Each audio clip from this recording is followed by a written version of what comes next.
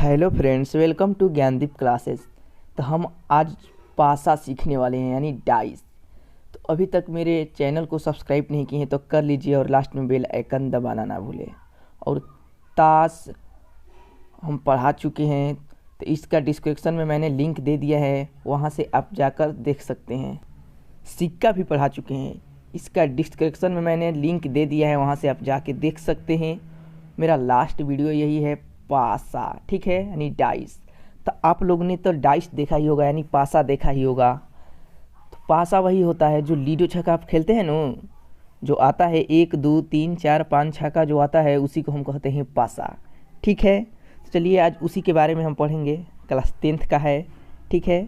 तो ऐसा ऐसा क्वेश्चन आता है ऑब्जेक्टिव में, तो इसको आप आराम से देखिए, इसको ध्यान से समझिए, ठीक है। चलिए, तो मेरा पासा है, ठीक है।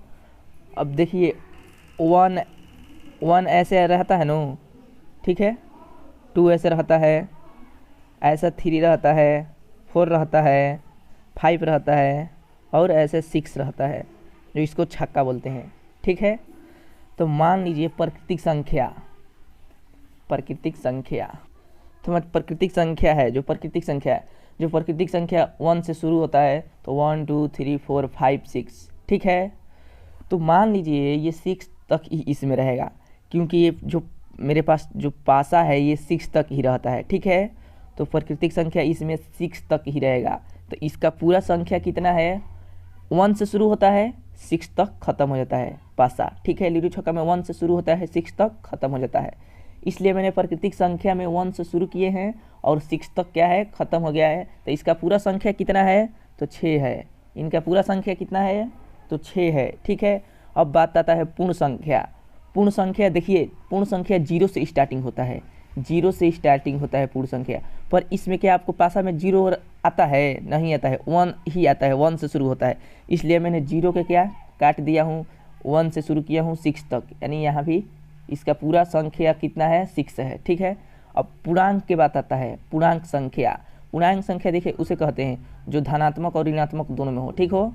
तो देखिए इसमें क्या, इसमें ऋणात्मक में आता है, माइनस में 1 आता है, माइनस में 2 आता है, नहीं आता है। ये क्या धनात्मक में रहता है 1 से 6 तक, ठीक है। इसलिए मैंने पूर्णांक संख्या में 1 से 6 तक लिया हूँ। इसका भी पूरा संख्या कितना है, 6 है, 1 2 3 4 5 6, ठीक है। तो 6 है, ठीक है। अब बात आता है सम संख्या जो 2 4 6 सम संख्या कहते हैं। 2 4 6 8 10 12 को क्या कहते हैं, सम संख्या, जो 2 से पूरा डिविजिबल हो, ठीक है। तो सम संख्या 2 4 6, 8 तो नहीं हो जाएगा क्योंकि यहाँ 6 तक ही लेना है, क्या 6 तक ही लेना है। तो इसलिए 2 4 6, इसका पूरा संख्या कितना है, 1 2 3, यानी 3 गो है, ठीक है। अब बात आता है विषम संख्या। देखिए विषम संख्या उसे कहते हैं जो अपने आप से डिविजिबल हो, ठीक है। तो 1 3 5 ये क्या है, विषम संख्या है, ये अपने आप से डिविजिबल है, ठीक है। तो 1 हो जाएगा, 3 हो जाएगा, 5 हो जाएगा, ठीक है। 7 नहीं होगा, क्या 7 नहीं होगा, क्योंकि ये 6 ही चाहिए, कितना, 6 से ज़्यादा नहीं चाहिए, 1 से कम नहीं चाहिए। तो 1 3 और 5 होगा। इसका पूरा संख्या 1 2 3, यानी 3 गो संख्या है इसका, ठीक है। अब बात आता है भाज्य संख्या जो 4 6 होता है, 8 होता है, 4 6 ही रहेगा, 8 नहीं होगा, क्योंकि ये 6 ही इसको चाहिए, 6 से ज़्यादा नहीं चाहिए, 1 से कम नहीं चाहिए। इसलिए इसका 1 2 दो संख्या है, तो दो संख्या यहाँ लिखे हैं, ठीक है। अब बात आता है अभाज्य संख्या। तो 2 3 5 क्या है, ये 2 3 5 है। इसका अभाज्य संख्या कितना है, अभाज्य संख्या 2 3 5, 6 नहीं होगा, ठीक है, क्योंकि 6 से ज़्यादा नहीं होगा, ठीक है। तो 6 नहीं होता इसमें। तो 2 3 5 इसका पूरा संख्या है 1 2 3, ठीक है। तो इसका पूरा 3 संख्या है, ठीक है। चलिए और कुछ आगे बेसिक है, इसके बारे में पहले हम जानेंगे। अब बात आता है मेरा 4 से बड़ी संख्या क्या हो सकती है, ये 4 ही, एक तो 4 होगा और एक 6 होगा, क्योंकि 8 नहीं होगा, ठीक है। क्योंकि 8 नहीं होगा, आपको पता है कि 6 से ज़्यादा नहीं लेना है, 1 से कम नहीं लेना है। तो 4 6 होगा, तो ये 1 और 2, तो 2 संख्या होगा। 4 से बड़ी संख्या 2 होगा, ठीक है। 6 से बड़ी संख्या ये असंभव है, क्योंकि 6 से हमें ज़्यादा नहीं चाहिए, तो 6 से बड़ी संख्या बोल रहा है, यानी 6 से बड़ी संख्या के कितना होगा, संख्या 0 होगा, क्योंकि 1 भी नहीं है, ठीक है। अब आता है 3 या 3 से छोटी संख्या। देखो 3 भी बोल रहा है या 3 से छोटी संख्या भी बोल रहा है, तो एक तो 3 ही होगा यहाँ, 3 होगा ना, 3 से छोटी संख्या है तो 2 हो जाएगा, 1 हो जाएगा, ठीक है, क्योंकि 1 तक ही रहता है, 1 से 6 तक रहता है। तो 3 या 3 से छोटी बोल रहा है तो पहले हमको 3 लेना है, और 3 से छोटी बोल रहा है तो 2 और 1, तो इनका पूरा संख्या 1 2 3, तो 3 होगा, ठीक है।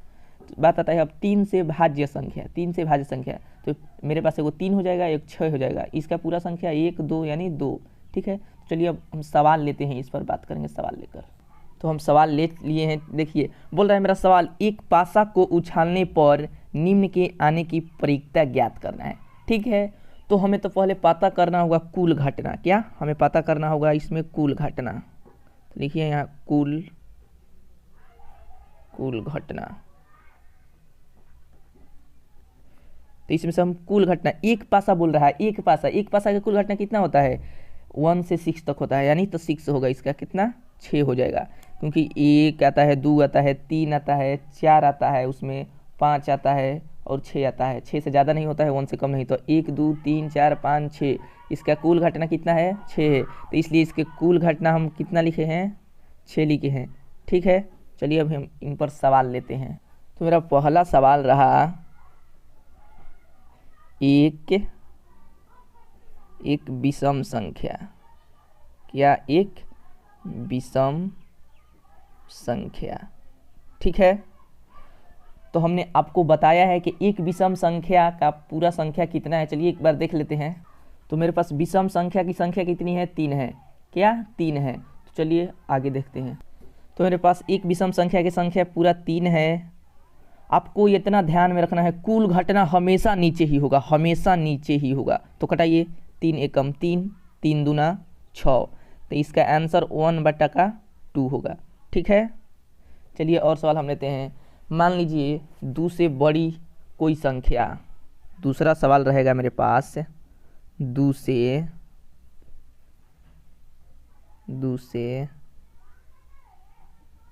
बड़ी कोई संख्या, ठीक है। तो 2 से बड़ी कोई संख्या क्या हो सकता है, आपको हम बताए हैं 2 से बड़ी कोई संख्या उसमें है, आप जाके वहाँ से वीडियो तनी से पीछे करके देख सकते हैं, 4 होगा और बटा में कुल घटना होगा, क्या कुल घटना मेरे पास 6 है, 2 दूना 4, 2 तिहाई 6, 2/3 इसका आंसर होगा, ठीक है। चलिए तीसरा सवाल लेते हैं हम। तो तीसरा मेरा पास सवाल बोल रहा है 6 से छोटी संख्या, ठीक है। तो 6 से छोटी संख्या उसमें क्या हो सकता है, पासा में 1 से 6 तक होता है, तो 6 से छोटी संख्या मेरे पास 5 हो सकता है, ठीक है, क्योंकि 6 से यही छोटी संख्या है। बाटा में क्या होगा 6, क्योंकि कुल घटना 6 होगा, यही इसका 5/6 आंसर होगा, कटेगा नहीं, ठीक है। चलिए सवाल नंबर और आगे देखते हैं। मेरे पास सवाल नंबर 4 बोल रहा है कोई अभाज्य संख्या, ठीक है, कोई अभाज्य संख्या, ठीक है। तो कोई अभाज्य संख्या के पूरा संख्या कितना होता है, 3 होता है, और कुल घटना मेरे पास कितना होगा, कुल घटना मेरे पास 6 होगा, 3 एकम 3, 3 दूना 6, यानी 1/2 आंसर इसका होगा, ठीक है। चलिए सवाल नंबर 5 लेते हैं हम। सवाल नंबर 5 बोल रहा है 4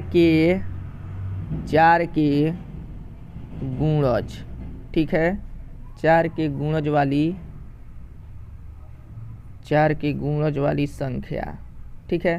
तो 4 के गुणज वाली संख्या क्या हो सकता है, 4 के गुणज वाली संख्या 1 ही होगा, ठीक है, और बाटा में 6, यही इसका आंसर हो जाएगा, क्योंकि 4 के गुणज वाली 4 दूना 8 होगा, तो 6 से ज़्यादा हो जाएगा, ठीक है। तो 4 के गुणज वाली संख्या 1 ही होगा, तो 1/6 होगा। चलिए अब 2 पासा की बात करते हैं। 2 पासा को एक साथ उछालने पर, क्या मान लीजिए मेरे पास 2 पासा है, 2 पासे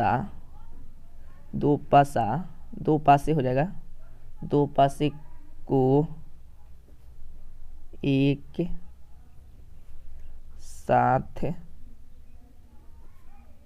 उछालने पर, ठीक है, उछालने, मान लीजिए मेरे पास 2 पासा है, ठीक है, 2 पासा है, क्योंकि अब जो बोर्ड एग्जाम में है 1 पासा के तब पूछबे करता है, लेकिन अब सोचता है कि बच्चा बहुत तेज हो गया है, अब चलिए 2 पासा के सवाल पूछने लगा है, ठीक है।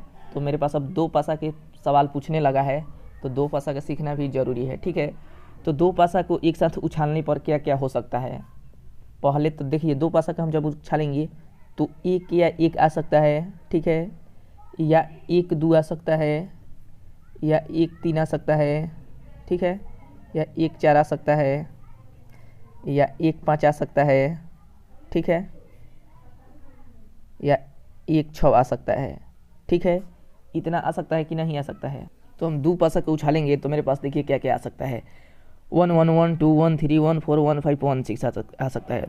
2 1 2 2 2 3 2 4 2 5 2 6 आ सकता है। 3 1 3 2 3 3 3 4 3 5 3 6 आ सकता है। एक बार हम उछालेंगे तो दोनों को, या 4 1 4 2 4 3 4 4 4 5 4 6 आ सकता है। 5 1 5 2 5 3 5 4 5 5 5 6 आ सकता है। ठीक है, 6 1 6 2 6 3 6 4 6 5 6 6 आ सकता है। ठीक है, तो हम बात करेंगे 2 पासा के कुल घटना के बारे में। ठीक है, 2 पासा के कुल घटना के बारे में, तो 2 पासा के कुल घटना के बारे में हम बात करेंगे तो 1 2 3 4 5 6 यानी 6 6 2 12 6 3 18 6 24 34 6 के 36। ठीक है, इनका कुल घटना कितना आ गया मेरे पास। कुल घटना मेरे पास कितना आ गया, 36 आ गया। ठीक है, चलिए सवाल इस पर लेते हैं हम।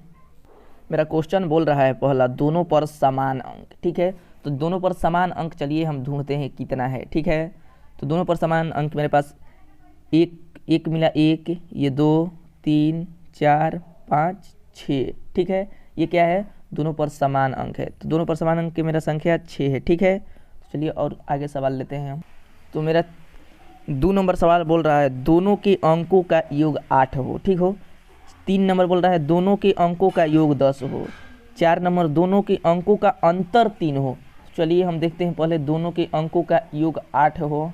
तो मेरे पास 8 का योग देखिए, पहले ये 2 6 हो सकता है, 6 2 8, फिर 5 3 हो सकता है 8, 4 4 8 हो सकता है, 5 3 8 हो सकता है, 6 2 8 हो सकता है। ठीक है, तो कितना है 1 2 3, मेरे पास 4 5, कितना है 5। ठीक है, 5 संख्या है। तो 8 का योग क्या हो सकता है, 2 6 5 3 4 4 5 3 6 2, तो 1 2 3 4 5, यानी इसका संख्या कितना है 5। तो 8 का योग कितना होगा, 5 होगा। ठीक है, तो चलिए अब 10 का देखते हैं हम, दोनों अंकों का योग 10 हो। ठीक है, तो चलिए देखते हैं दोनों अंकों का योग 10 हो। ठीक है, तो मेरे पास देखिए यहाँ 4 6 हो सकता है 10, 5 5 10, 6 4 10, इसके बाद अब 1 भी नहीं है।